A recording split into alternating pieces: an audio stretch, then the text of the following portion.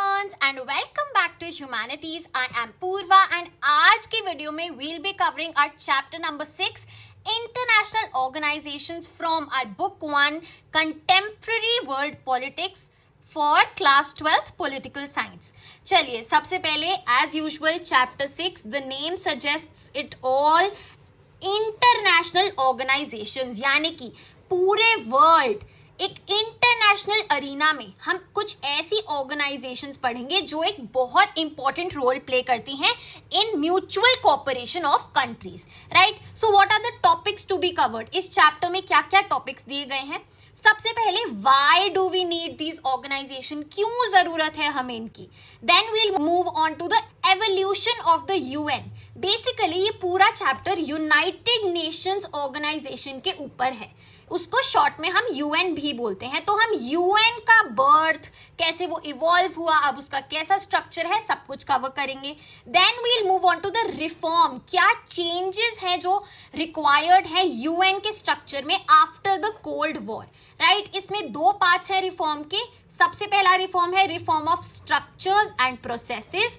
क्या वो स्ट्रक्चर है जो चेंज होना चाहिए, क्या वो प्रोसेस है, क्या वो प्रोसीजर है, मे बी शायद किसी को इलेक्ट करने का, वो हम आगे पढ़ेंगे. And then change in the jurisdiction of the UN, जो वो इश्यूज को कवर कर रहा है उसमें चेंज लाया जाए. Then we'll move on to India and the UN reforms, यानी कि इंडिया कि क्या सजेशंस है, क्या टेक है यूएन पे. And then UN in a unipolar world, यानी कि after the end of Cold War, right? So these are the topics to be covered. As you all know कि मैं NCERT से ही अपने notes curate करती हूँ और फिर पूरा explanation करती हूँ. You can also make similar notes for your understanding, right? Also एक चीज ध्यान रखना कि ये जो बॉक्सेस हैं ये CUET के लिए बहुत इंपॉर्टेंट है. ये बॉक्सेस आपको रीड करने पड़ेंगे और खुद नोट्स बनाने पड़ेंगे. इसमें इस वीडियो में ये बॉक्सेस इंक्लूडेड नहीं है, राइट. पूरा कंटेंट इंक्लूडेड है, पूरा NCERT का फॉर्मेट सेम फॉलो किया जाएगा. चलिए सो लेट्स गेट स्टार्टेड. चलिए तो सबसे पहला टॉपिक आता है व्हाई इंटरनेशनल ऑर्गेनाइजेशंस. क्यों भैया, क्या जरूरत है, राइट. तो देखिए इसमें सबसे पहले ये 3 डायलॉग्स आपको पता होने चाहिए किसने क्या बोला है. यहाँ पे जो यूएन के सेकंड सेक्रेटरी जनरल थे उन्होंने बोला the UN was not created to take humanity to heaven but to save it from hello.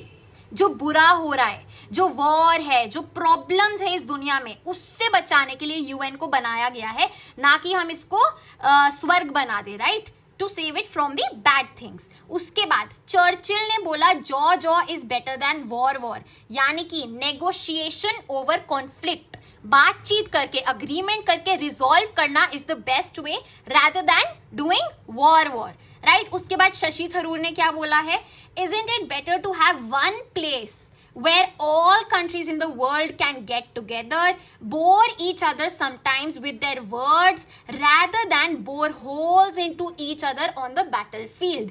यानी कि एक कॉमन जगह जहां सारी कंट्रीज बैठ के अपने इश्यूज को रिजॉल्व कर पाए बातचीत करके, instead of going to war, right. So ये एक हमें ओवरव्यू दे रहा है कि हमें पीस लाना है and we have to avoid war, right. चलिए सो सबसे पहले व्हाई इंटरनेशनल ऑर्गेनाइजेशंस. नंबर 1 भैया, to help with matters of war and peace. जो एक ऐसा प्लेटफॉर्म हमें प्रोवाइड कर पाए जहां पे कंट्रीज म्यूचुअली नेगोशिएशन कर सके, अग्रीमेंट पे आ सके rather than going to war, यानी कि पीस प्रिवेल हो और वॉर को हम प्रिवेंट कर सके, राइट. सबसे पहला रीजन ये है. सेकेंड रीजन है to help countries cooperate with each other. दोनों इंटर रिलेटेड है, कोऑपरेट करेंगे, एक दूसरे से फ्रेंडशिप करेंगे, एक दूसरे के ओपिनियंस को सुनेंगे, समझेंगे और फिर एक स्टेप उठाएंगे, तभी फायदा है, तभी पीस प्रिवेल कर सकता है, right. So these are the 2 immediate reasons of why we need international organisations. अब हम चलते हैं what is an international organisation. यहाँ पे ये हाईलाइटेड पार्ट है, इसको एक्सप्लेन करूंगी. इंटरनेशनल ऑर्गेनाइजेशन कोई सुपर स्टेट नहीं है भैया जो बाकी कंट्रीज को क्या कर रही है, अथॉरिटी पे है, उनको कंट्रोल कर रही है. नो नो नो, ये इंडिविजुअल इंसान हमारी अदर कंट्रीज है, right? So it is not a super state who is having authority over the other countries. Instead these countries are the one who come together, एक साथ होके, who decide to form this international organization, right? It is created by and responds to these states. देखो, countries और states दोनों एक ही मतलब है. states से आप इंडिया की इंडिविजुअल स्टेट्स मत सोचना, ये हम एक इंटरनेशनल अरीना में देख रहे हैं. तो कंट्रीज यानी कि स्टेट्स, राइट? सो कौन बना रहा है इंटरनेशनल ऑर्गेनाइजेशंस को? The states themselves, the countries themselves, instead of जो हम सोचते हैं कि ये सुपर स्टेट है, जो ये इंटरनेशनल ऑर्गेनाइजेशन है, इसके पास अथॉरिटी है कंट्रीज के ऊपर अपनी मनमर्जी करने की. No, it is the countries, it is the states that came together and formed this international organisation. अच्छा जी, सबसे पहला रीजन क्या है? ताकि ये स्टेट्स अपनी प्रॉब्लम्स को रिजॉल्व कर सकें, राइट? जो प्रॉब्लम्स है आपसी की, उनको खत्म कर सके, कोऑपरेशन कर सके, जैसे हमने यहाँ पे पढ़ा, राइट? सो सबसे पहला रीजन तो है ये. उसके बाद देखिए, ऐसी कुछ प्रॉब्लम्स हैं हमारे वर्ल्ड में जो सिर्फ और सिर्फ साथ आके ही सॉल्व करी जा सकती हैं. जब इंडिविजुअल स्टेट्स उनको फाइट नहीं कर पाएंगी तो सब साथ आके इन दिस कॉमन वर्ल्ड उन प्रॉब्लम्स को सॉल्व करेंगी. ये कैसी प्रॉब्लम्स हैं भाई? प्रॉब्लम्स लाइक डिजीज, सबसे बड़ा एग्जाम्पल कोविड-19, राइट? कैसे वो वर्ल्ड वाइड स्प्रेड हुआ, सारी कंट्रीज ने मिलके उसको फाइट किया. ऐसे हमारे इन्वायरमेंटल इश्यूज हैं, ग्लोबल वार्मिंग, राइट? जिससे सबका नुकसान हो रहा है. Each and every country is being impacted on the same scale, right? And other such major issues. तो ऐसे इश्यूज को सॉल्व करने के लिए और अपनी आपसी प्रॉब्लम को रिजॉल्व करने के लिए we need these international organisations. अब भैया, कोऑपरेशन की नीड तो हमें फील हो गई है. Yes, that we need to have cooperation, we need to cooperate with each other, but उसको इम्प्लीमेंट करना एक अलग ही खेल है, right? These are the two different things, cooperating and actually implementing, right? So ये इम्प्लीमेंटेशन करने में क्या हेल्प करती है? कौन हेल्प करती है? यूएन, यानी कि हमारी इंटरनेशनल ऑर्गेनाइजेशंस. कैसे भैया? They help produce information and ideas, जिससे हम हाउ टू कोऑपरेट, ये सारा फंडा सॉल्व हो पाता है कि अच्छा क्या मैकेनिज्म्स हैं, क्या रूल्स हैं, क्या ब्यूरोक्रेसी है, क्या सिस्टम है जिससे हम साथ में कोऑपरेट कर पाए, right? To help members gain more confidence in this institution, right? Proper terms and conditions वो लेट डाउन करती है ऑफ द अग्रीमेंट, जहां पे हर एक कंट्री को फील हो कि यस हम म्यूचुअली इसमें बेनिफिशियल हैं and this is the best for the whole world, right? So ये इम्प्लीमेंटेशन करने में मदद करती है. क्या? कोऑपरेशन को नीड तो सब फील करते हैं, बट इम्प्लीमेंट कैसे होगी वो? थ्रू एन इंटरनेशनल ऑर्गेनाइजेशन जो ये सब कुछ ले डाउन करेगी, राइट? क्लियर है? चलिए, now let's move on to the second topic, evolution of the UN. UN, United Nations, इसको यूएनओ भी कहते हैं, यूनाइटेड नेशंस ऑर्गेनाइजेशन. क्लियर है? सबसे पहले भैया हिस्ट्री में चलते हैं, थोड़ा बैक गियर लगाते हैं, रिवर्स लगाते हैं. सबसे पहले होती है फर्स्ट वर्ल्ड वॉर. कब होती है? 1914 से 1918. क्लियर है? सो ये फर्स्ट वर्ल्ड वॉर हुई. उसके एग्जैक्टली बाद क्या महसूस हुआ? एक नीड आई फॉर कोऑपरेशन, जो हमने यहाँ पढ़ा. तो लीग ऑफ नेशंस बनाया गया in the year 1920. League of Nations is the predecessor of UN, right? चलिए, उसके बाद भैया ये तो बन गया, लेकिन फिर भी जो हमारी कोऑपरेशन थी वो इम्प्लीमेंट नहीं हो पाई. तो क्या हो गया? सेकेंड वर्ल्ड वॉर हो गई. कब हुई? 1939 से लेके 1945 तक. अच्छा जी, अब इसके बाद हमने कहा नहीं नहीं, अब तो बहुत ज़्यादा ज़रूरत है, तो लीग ऑफ नेशंस को बदल दिया गया यूनाइटेड नेशंस में. कब? 24 October 1945. This is also celebrated as the United Nations Day, right? Clear है? So हमारा this is the evolution of the UN. अब एक बात जो आपको यहाँ पे ध्यान देनी है, that वर्ल्ड वॉर जब खत्म हुई 2, तो क्या शुरू हो गई? Cold war began, right? So जब कोल्ड वॉर शुरू हुई तब हमारा यूनाइटेड नेशंस बनाया गया, राइट? हो गया इतना क्लियर? चलिए आगे चलते हैं. एंड जब एस्टैब्लिश किया गया यूएन को, so the UN charter was signing हुई उसकी बाय 51 फाउंडिंग स्टेट्स यानी कि कंट्रीज, राइट। सो फाउंडिंग मेंबर्स कितने थे? 51, राइट। चलिए, अब यूएन का ऑब्जेक्टिव क्या है? हर एक ऑर्गेनाइजेशन का एक मेन मोटो होता है, ऑब्जेक्टिव होता है कि वो किस लिए बनी है। तो सबसे पहला, टू प्रिवेंट, क्या प्रिवेंट करेंगे? इंटरनेशनल कॉन्फ्लिक्ट यानी कि लड़ाई यानी कि वॉर, इंटरनेशनल यानी कि बिटवीन डिफरेंट स्टेट्स या फिर कंट्रीज। क्लियर है? इसको प्रिवेंट करेंगे, बचाएंगे। दूसरा, टू फैसिलिटेट, इसी का ऑपोजिट, क्या फैसिलिटेट करेंगे? Cooperation among these states, cooperation and peace बना रहे, राइट। तो this is the UN objective. चलिए आगे चलते हैं। फिर ये एनालाइज किया गया कि ये कॉन्फ्लिक्ट्स होते क्यों हैं, what is the reason for international conflict, why do they happen? भैया, because of lack of social and economic development. Lack यानी कि कमी, जिस कंट्री में सोशल और इकोनॉमिक डेवलपमेंट बहुत कम होगी वहां पे वॉर होने के चांसेस बहुत ज्यादा हैं।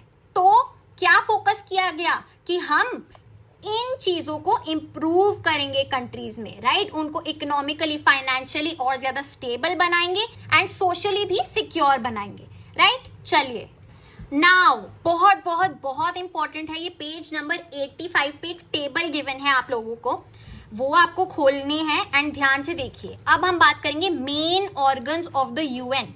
यूएन के कितने अंग हैं? मेन ऑर्गन्स यानी कि जो हमारी बॉडी पार्ट्स होते हैं, राइट, ऑर्गन्स। तो 6 मेन अंग हैं, 6 मेन ऑर्गन्स हैं यूएन के, which were established under the UN charter in 1945 itself.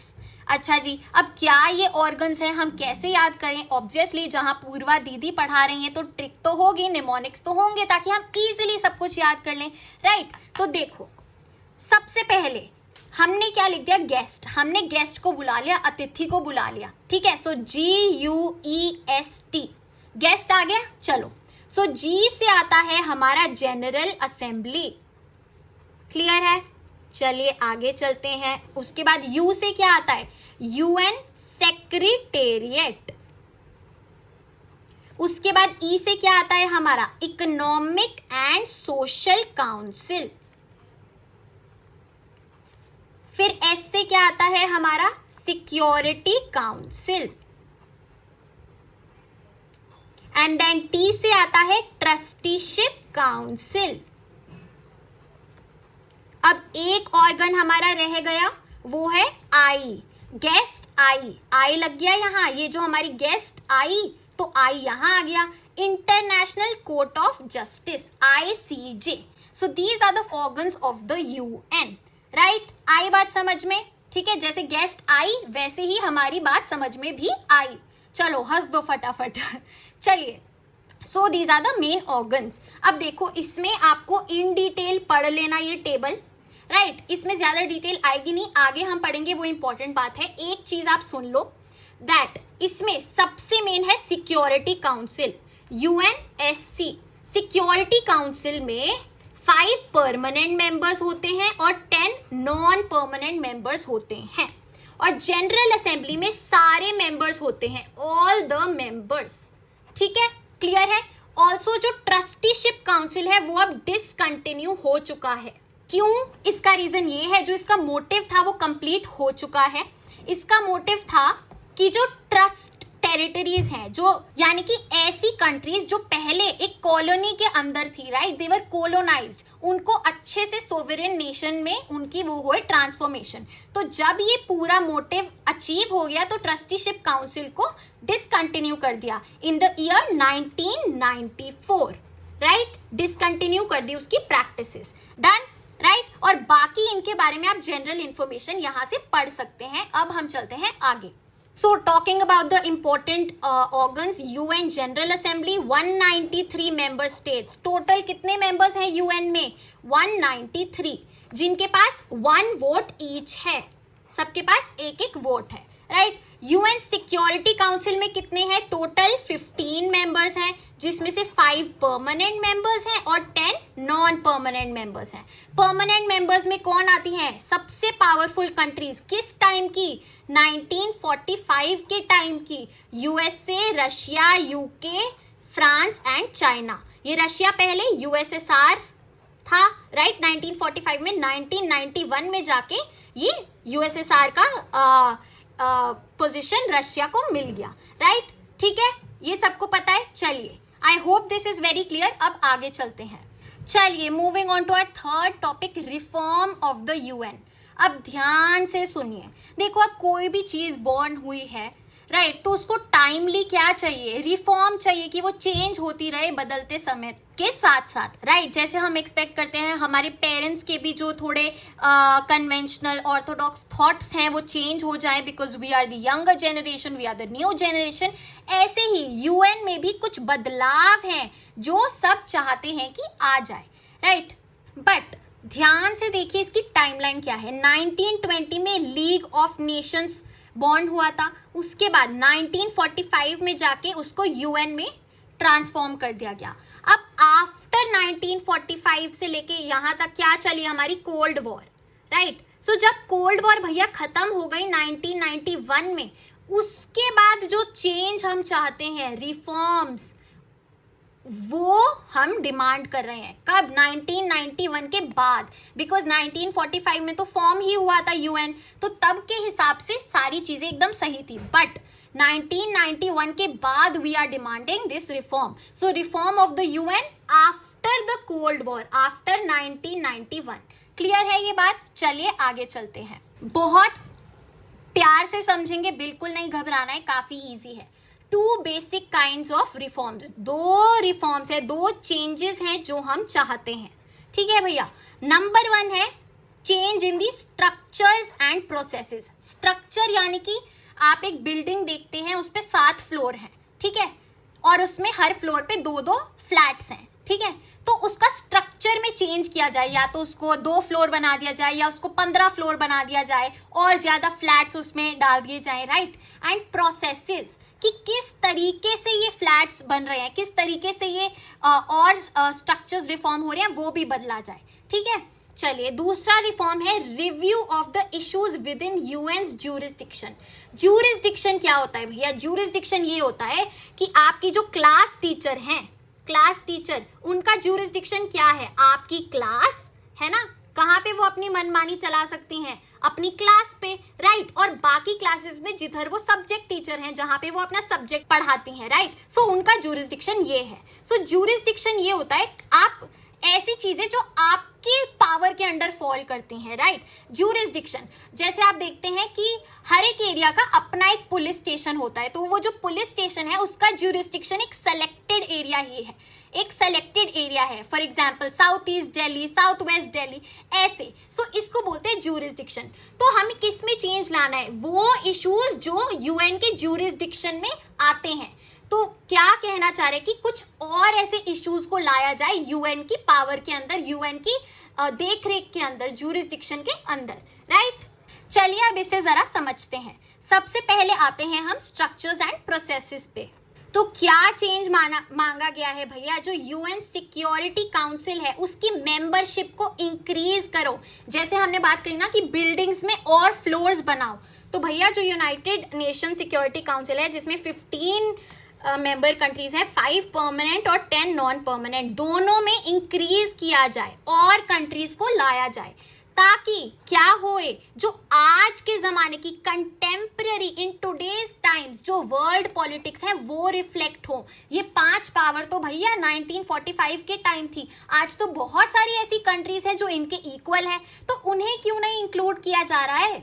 Also किस बेसिस पे भैया? आप हर एक कॉन्टिनेंट को रिप्रेजेंट करवाओ ना। एशिया, अफ्रीका और साउथ अमेरिका में से भी बहुत सारी कंट्रीज ऐसी हैं जो यहाँ पे आ सकती हैं मेंबरशिप यूएन सिक्योरिटी काउंसिल की, बेसिकली परमानेंट मेंबरशिप, राइट।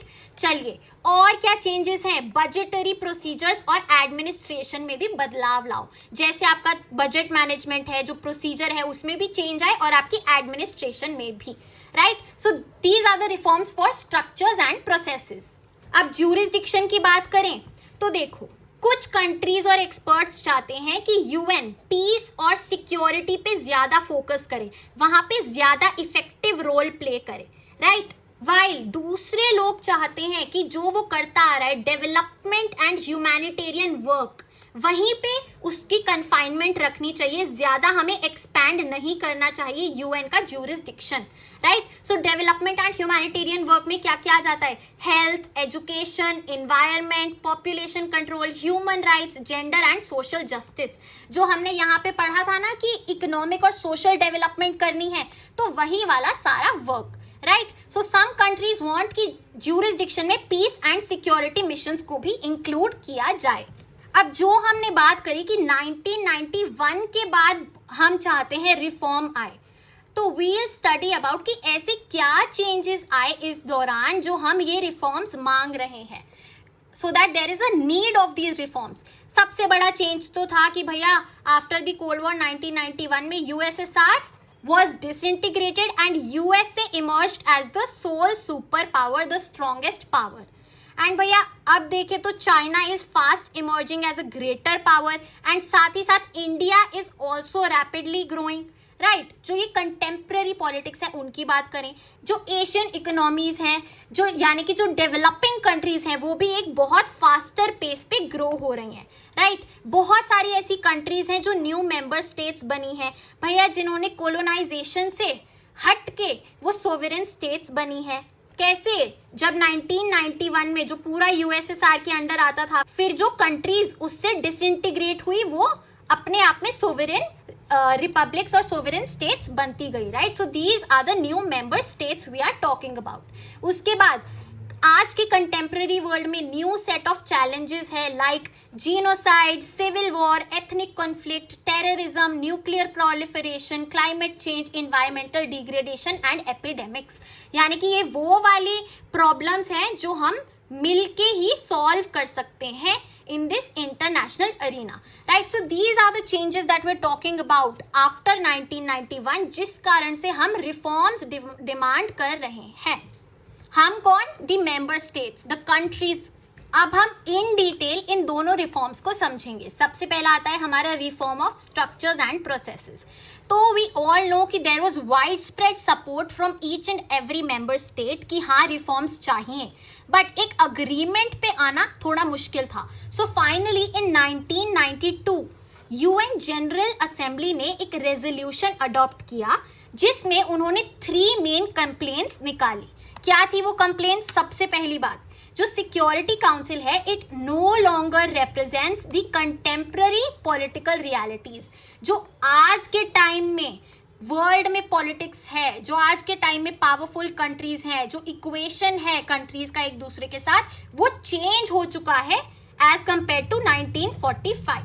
फिर नेक्स्ट पे चलते हैं कि इट्स डिसीजंस, इट्स किसके? यूएनएससी के decisions reflect only western values and interests which are dominated by few powers like US, France and the other countries, जो 5 permanent members हैं, right. So क्या उनके डिसीजंस क्या रिफ्लेक्ट कर रहे हैं? जो उनकी सोच है, not the thinking of the countries as a whole, पूरे वर्ल्ड की नहीं, सिर्फ उनकी, right. The western values and interest जो उनके लिए फायदेमंद है। चलिए थर्ड चीज है, थर्ड कंप्लेंट है, इट लैक्स इक्विटेबल रिप्रेजेंटेशन। कि भैया आपने किस बेसिस पे रिप्रेजेंटेशन दी है? ना तो ये कॉन्टिनेंट वाइज आपने कोई एक एक कंट्री उठाई है, ना आज की रियलिटीज देखे तो ना इकोनॉमिकली, मिलिट्रली क्या रिप्रेजेंटेशन है ये। बिल्कुल इसमें इक्विटी यानी कि इक्वालिटी नहीं है रिप्रेजेंटेशन की, right. So these were the complaints filed by the member states. As a solution क्या हुआ? On 1st January 1997 UN Secretary General Kofi Annan, coffee याद रखना तो आपको याद रहेगा, right. He finally initiated an inquiry, एक इंक्वायरी बिठाई जाए यार कि हम कैसे ये रिफॉर्म लाए into how the UN should be reformed. ये तो समझ लिए कि रिफॉर्म की जरूरत है, नीड है, but how to do it. चलिए तो क्या सोल्यूशन निकाला गया? The following criteria has been proposed. ये कुछ क्राइटेरिया निकाला गया जिससे क्या होगा, जो सिक्योरिटी काउंसिल है उसमें new permanent and new non permanent members को शामिल किया जाएगा, राइट। तो क्या क्या होना चाहिए, देखो इसको याद करने के लिए एक बहुत सिंपल चीज है जो हम शुरू से करते आए हैं। क्या क्या अलग अलग स्फीयर्स हैं, एस्पेक्ट्स है। सोशल होता है भैया, जो हमारी सोशल लाइफ है, राइट। फिर हमारा इकोनॉमिक होता है, फाइनेंशियल, ठीक है। फिर एक कंट्री का देखो तो मिलिट्री पावर्स होती हैं, राइट। फिर हमारा क्या होता है, पॉलिटिकल। तो इन सारे एस्पेक्ट्स में टॉप नॉच होनी चाहिए कंट्री। देखो इकोनॉमिक की बात करें, so a major economic power, यहाँ इकोनॉमिक की बात कर ली हमने, राइट। यहाँ पे भी a substantial contributor to the UN budget, भैया यूएन को टाइम टू टाइम उन्होंने फंड्स दिए हैं, तो ये भी इकोनॉमी में हमारा 2 आ गया, ठीक है। उसके बाद मिलिट्री पावर, यहाँ मिलिट्री में आ गया हमारा 3 क्राइटेरिया हो गए। उसके बाद पॉपुलेशन, सोशल कैरेक्टर आ गया, लोगों का इंटरैक्शन एक दूसरे से, राइट। उसके बाद पॉलिटिकल आ गया यहाँ पे कि a nation that respects democracy and HR यानी कि ह्यूमन राइट्स, क्लियर है। उसके बाद यहाँ पे कल्चरल एस्पेक्ट भी आ गया, यहाँ भी मिस्ड कल्चरल ना। सो कल्चरल में मेक द ऐसी कंट्री जो काउंसिल को मोर रिप्रेजेंटेटिव बनाए, किस एस्पेक्ट में, geographically, economic systems and culture के एस्पेक्ट में। So these are the criteria laid down for the admission of new permanent and non-permanent member states in United Nations Security Council। बहुत important है, question आता ही आता है।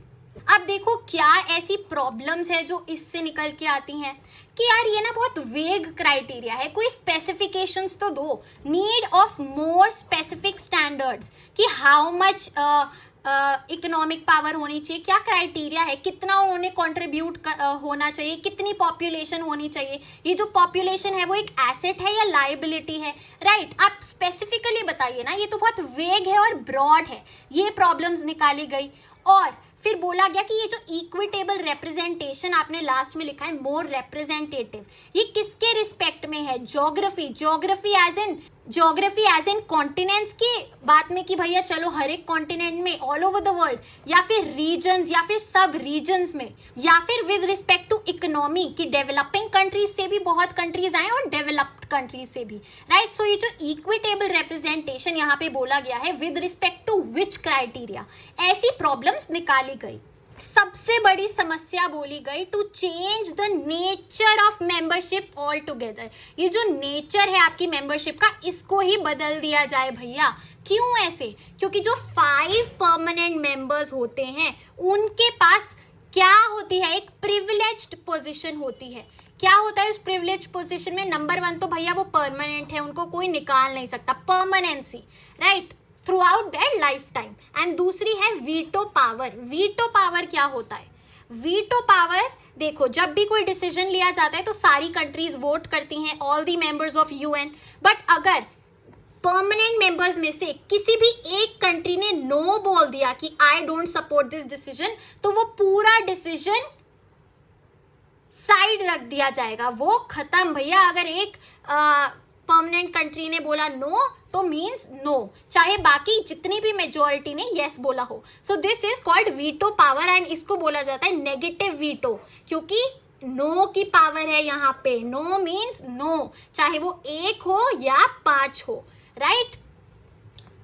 सो ये बोला गया है कि चेंज किया जाए और ये जो वीटो पावर है इसको अबॉलिश किया जाए, क्योंकि ये एक बहुत ही ज्यादा प्रिविलेज्ड पोजीशन देती है जो एक नेगेटिव मैनर में एक्ट कर रही है with respect to the principles of democracy and sovereignty, right. जो दूसरे मेंबर्स हैं उनको 2 इयर्स का, जो नॉन परमानेंट मेंबर्स हैं उनको 2 इयर्स की टर्म अलॉट की जाती है एंड 2 इयर्स के बाद वो वापस री इलेक्ट नहीं हो सकते, बीच में गैप रहेगा 2 इयर्स का, only then they can be री इलेक्टेड।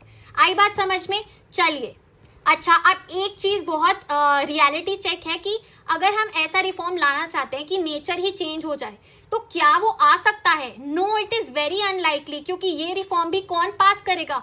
सारी मेंबर कंट्रीज, और ऑब्वियसली जो परमानेंट मेंबर्स हैं वो तो नो बोल देंगे, तो ये पूरा रिफॉर्म रद्द हो जाएगा, right, due to the veto power.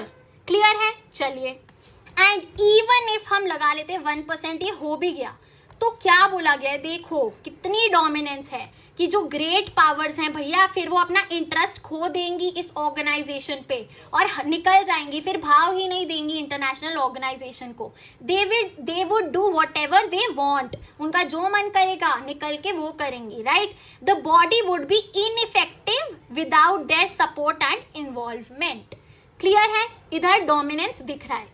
अब दूसरे रिफॉर्म पे आते हैं ज्यूरिसडिक्शन में। यूएन के ज्यूरिसडिक्शन में क्या रिफॉर्म्स बोले गए थे, पीस एंड सिक्योरिटी, है ना। तो सबसे पहले creation of peace building commission, ठीक है। Acceptance of responsibility of the international community to protect their own citizens from atrocities in case of failure of national government. अगर कहीं इमरजेंसी लग जाए या कुछ भी ह्यूमन राइट्स के अगेंस्ट हो रहा है, एट्रोसिटीज हो रही है, वायलेंस हो रहा है कंट्री में on the failure of the national government, तो किसकी रिस्पॉन्सिबिलिटी है, उस स्पेसिफिक कंट्री की रिस्पॉन्सिबिलिटी है to save their citizens, right. तो पीस का एस्पेक्ट हो गया, सिक्योरिटी का एस्पेक्ट हो गया।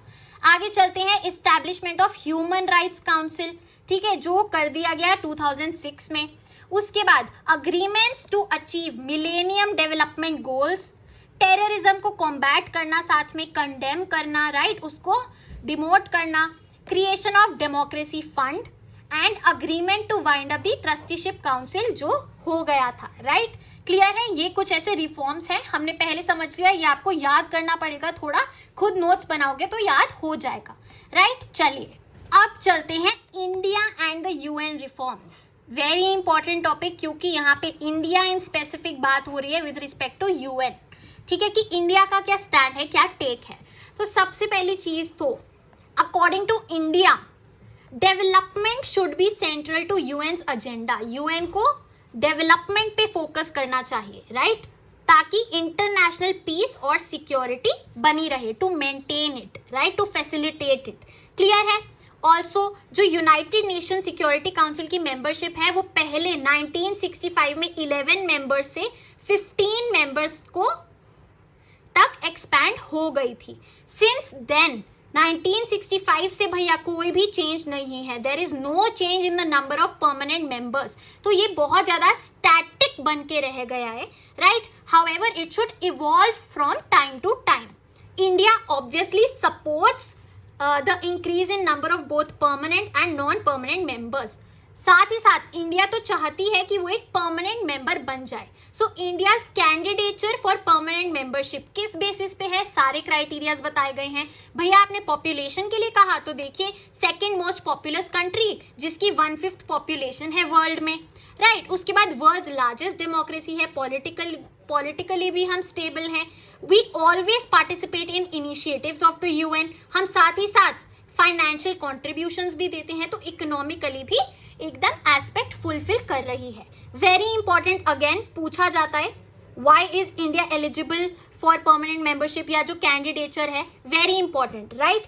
चलिए बाकी कंट्रीज इसको क्वेश्चन करती हैं किस बेसिस पे कि भैया इंडिया की न्यूक्लियर वेपन कैपेबिलिटीज देखिए आप, how can it be a member to promote peace, right. It has its own difficulties with Pakistan, खुद तो कॉपरेशन कर नहीं रही है, राइट। एंड अगर हम इंडिया को इंक्लूड करेंगे भैया इन बेसिस पे तो ऐसी और बाकी बहुत सारी पावर्स हैं, बहुत सारी स्टेट्स हैं जिनको हमें अकोमोडेट करना पड़ेगा, right. So accommodation of India means accommodation of many such powers. Example आप मुझे कॉमेंट्स में बताएंगे, आपकी एनसीईआरटी में गिवन है, राइट। आगे चलते हैं, लास्ट टॉपिक है हमारे चैप्टर का, the UN in a unipolar world, यानी कि आफ्टर 1945 जब यूएसएसआर डिसइंटीग्रेट हो गया एंड सुपर पावर कौन बन गया, यूएस। क्लियर है। चलिए, can the UN serve as a balance against US dominance. क्या यूएन बैलेंस कर सकती है अगेंस्ट यूएस डोमिनेंस? ये जो यूएस की दादागिरी है, मनमानी है, क्या यूएन उसको काउंटर कर सकती है?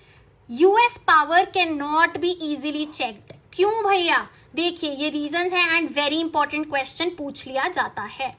भैया यहाँ आंसर दिया गया है नहीं, ज्यादा आसानी से यूएन टैकल नहीं कर सकती यूएस की पावर को, डोमिनेंस को। क्यों भैया?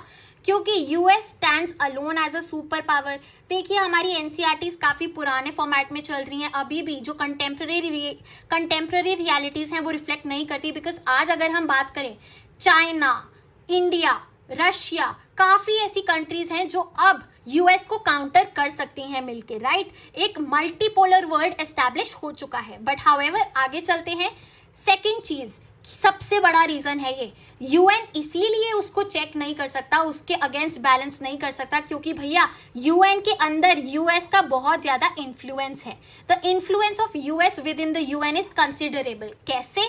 देखिए, it is the single largest contributor to the UN. सबसे ज्यादा फाइनेंशियली कंट्रीब्यूट कौन कर रहा है? यूएस कर रहा है। दूसरी चीज, यूएन तो भैया खुद यूएस की टेरिटरी में लोकेटेड है। अपनी बिल्ली अपने को म्याऊं थोड़ी करेगा, राइट। उसके बाद US nationals in the UN bureaucracy, बहुत सारे जो यूएस के सिटीजन्स हैं वो यूएन ब्यूरोक्रेसी में है, वो यूएन के लिए काम करते हैं। उसके बाद जो वीटो पावर है वो यूएस के पास है, so it is the negative power, उसका जो मन चाहेगा वो करेगी, right. And it also has a say in the choice of UN secretary general. So this shows the dominance of US within UN, right. सो इसके साथ होता है हमारा चैप्टर कंप्लीट। अगर आप इन नोट्स के साथ साथ एक बार एनसीईआरटी को रीड कर लेंगे तो it would be like 100% done, right. एक बार एनसीईआरटी रीड कर लेना बिफोर एग्जाम्स। ये नोट्स भी काफ़ी कॉम्प्रिहेंसिव हैं एंड हमारा पूरा चैप्टर कंप्लीट हो चुका है, राइट। आपको और वीडियोस देखनी है तो नीचे मैंने प्लेलिस्ट डाली हुई है पॉलिटिकल साइंस क्लास 12th के लिए। ऑलमोस्ट सारे चैप्टर्स कवर्ड है इस सेम मेथड में। Go and check it out. So guys, that is it for today's video. I hope it helped you, and if it did, please like, share and subscribe to the channel. You are at Humanities. Happy learning. I'll see you in the next video.